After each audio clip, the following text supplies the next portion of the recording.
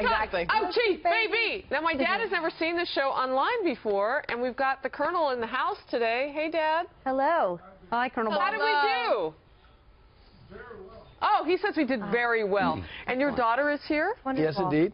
Lily has a couple days off from school. Lily, how did we do? Oh, I loved it and very well. Good. Who needs to take, like, polls? I know. Social media be darned. Your dad is So can we just talk about that nightshades diet, because you just teased that we would continue that conversation? I haven't heard this. So Kennedy's going to correct me, but let me try.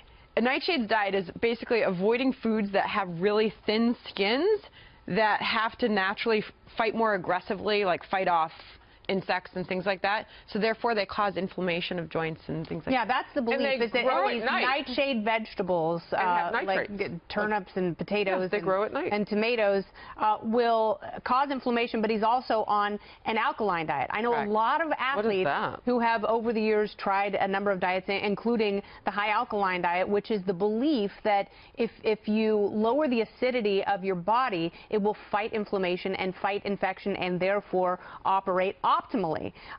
Something is obviously working for him, and I get that. But then people are going to go out, they're going to half-arse read Tom Brady's diet, and they're going to start... His supermodel wife Giselle's on the same one, right? Oh, yes, in my burqa. Something's obviously working there. Yeah, I'm like, if I eat like that, will I look like her? It's very normal for Germans to go to South America after World War II. Nothing strange about that at all. Okay. So how do you get protein in this diet? Oh, he eats lean meat. He eats 20% fish and lean. Yeah, he eats what? He eats a lot of duck. He eats certain fish. Okay. He does not eat red meat. Beef. Very little alcohol. No sugar. Pig. Completely. He does not eat pig. He does not eat beef. He completely avoids sugar. How do you not eat bacon? Because all they do is sit around and obsess about what they're eating. And they've got Is he the one who floated the fake news last week about the bacon shortage? He actually admitted that he's never had a strawberry. In his whole life? His entire life, never had one. That sounds like a weird lie. I think he's just been a strict dieter his whole life. I mean, he said basically... Or maybe they were deflated and he thought they were raspberries. His reasoning is he wants to play football, and as he told Terry Bradshaw in that interview last night, he plans on playing for a long time. He said, there's no way I'd be able to play like this at 39 or beyond if I was eating cheeseburgers, and I get that, and there's something to be said for that, and you don't want to eat, high saturated fat and a bunch of stuff that the data shows there's a direct link between, that kind of red meat and But anytime you're omitting something completely from your entire life. And I have celiac disease. I cannot eat gluten. I go to a celiac doctor who's written a book that tells people who do not have celiac disease, do not cut gluten out of your diet. It is very dangerous to be on a restrictive diet where you prohibit entire food groups from getting into your body because you will come up with nutritional deficiencies. All right, I want to get this in. Sorry, Brady. Sorry, Brady looks like he needs more protein in his diet. He looks like a skeleton trying to run. Written by Super Taco on the... What were you going to say, Charlie? Tacos. No, I mean, I wouldn't even give up fat and bacon and red meat to get 5 Super Bowl rings. I'd rather just keep eating. Really? I had a nutritionist that told me that I had to give up whiskey for vodka, and I was like, we got to find a nutritionist who can. We got to find a new nutritionist. And I did. I found one who let me. We added into my calorie count, but she's like, you have to cut it out completely. I was like, we're not going to work well together. What's wrong with whiskey? What a hater. Whiskey and coffee. She said I was only allowed to drink vodka with lime, and I was like, well, that doesn't sound like a life I want to live. So I'm looking at Dad. Something the difference between the TV version of us and the outnumbered version. Dad, there are no rules, no commercials. Oh yeah. Yeah. We're going. So I made 2 drinks last night for the Super Bowl party I attended. I made a Falcons Fizz.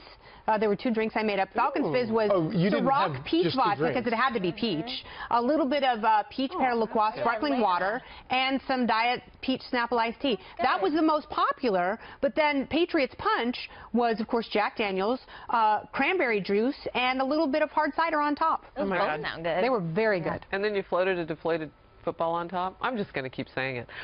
Okay. There was no floater. But please ask Charles, did he like Lady Gaga's performance? Back. It was very. It was very. Sure. It was very nationalistic and America First. It was very disturbing. I mean, why? You didn't like it? I'm kidding. No, I loved it. I thought it was great. Well, it was very counter what we thought we were going to get from her. No, but all this stuff about America, everybody gets so upset about Donald Trump being America First and all this kind of stuff. It's like, why? What is so bad about that? Have they ever read like the oath of office? It's very nationalistic. All right, Emily Trex, I don't know who you are, but yes, she says, Harris, eat what you want. You're not Tom Brady. You're not Tom Brady. Thank Fair enough. I'll take more bacon. Light to be on the couch too. But about Lady Gaga's performance, the thing that I loved about it, she sang the whole time. You could tell because there were certain, during some of the dance interludes, she was a little bit winded. She sang. She did not sing to track. She did not lip sync. That is for ordinary people. I think the open was taped though. That was a stage. I don't think she did that open live singing. That's what one of the hair people I think that was taped. Where did she jump to when she fell out off the stage? She dropped the mic and then she like disappeared. I don't know, but they should have taken a better shot of that. The director should have taken a better. Exactly. Yeah, I did too. Yeah, I totally did. If Frank, the director here on our network, would have. And on our live chat, I suddenly have a craving for strawberry shortcake. Oh my God, everybody's talking about food on here. I always have a craving for strawberry shortcake. Some people don't like Tom Brady. Really? I don't like Tom Brady. Yeah, no, I can't read all of what people are saying. You know what? I thought so annoying. He's with his jaw. Can I say this, though? And Ben Affleck's nanny trying on all of his dumb rings. All of that, and his wife like getting mean on social media, and all of that aside, you know what, though? Who stole the man's jersey from the Super Bowl game? That was really weird. It made me tear up during. Did you see the news conference? Yeah. He wanted to give it to his mom, who had shown up. I mean, she's ailing. Cancer, correct? So sad. No, they haven't confirmed. There's an undisclosed illness. I just like 18. It's so sad. I hope whomever with the bandana returns it. I mean, he said, I'll deal with the Super Bowl rings. That's great, but I really want it. And then he started crying. Oh, gosh.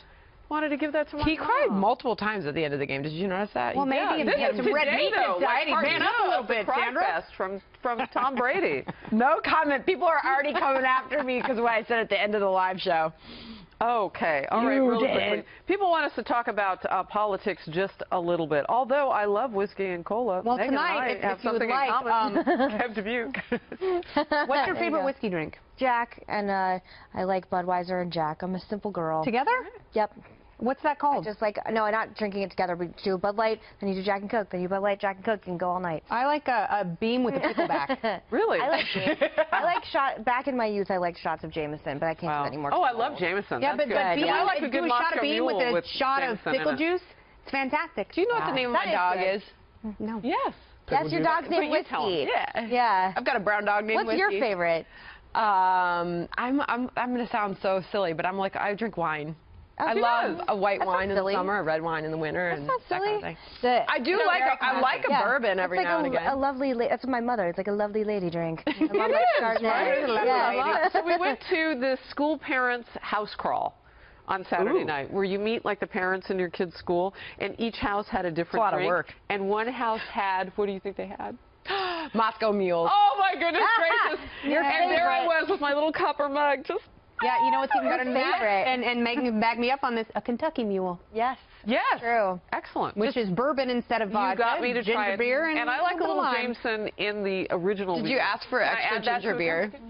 No. It was a house party. They weren't really taking orders. I'm just teasing. Would that have been rude though? If I just demanded? You are so quiet. Do you not imbibe? Are you kidding me? Are you a total? I like all of it. I like all of it. He's like whatever you're serving. Exactly. Yeah, exactly. I like wine. Would you have had the Falcons Fizz or the Patriots Punch? Both. Yeah, that's right. Our numbers are actually going up on the live chat right now. I don't know what that means. One of those with the straws.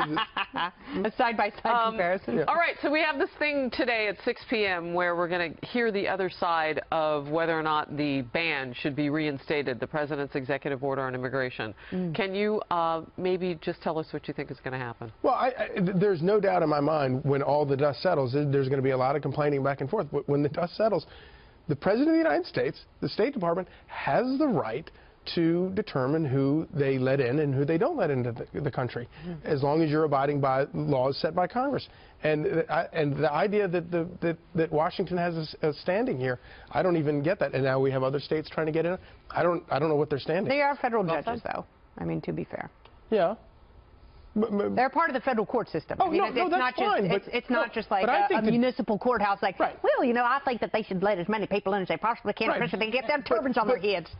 But the problem is, and I feel like the judge showed his hand when he, during oral arguments, when he got into whether or not any terrorists have ever come from that state. Yeah. Then he's gotten under the hood and he's tinkering with the law. And the judge doesn't have any authority there. What is it? Oh, you got to do it quickly. What is it? No, I don't want to. We'll let you go. Oh, there's just so many. Oh, Jack Weiser, Artemis 1. Jack Weiser. Thank you. Charlie Hurt, lovely to have you. Thank you so much. Bye, Charlie. Good to have you. Sandra and I are giggling over what we're reading on the live chat. Bye-bye. See you tomorrow. Bye.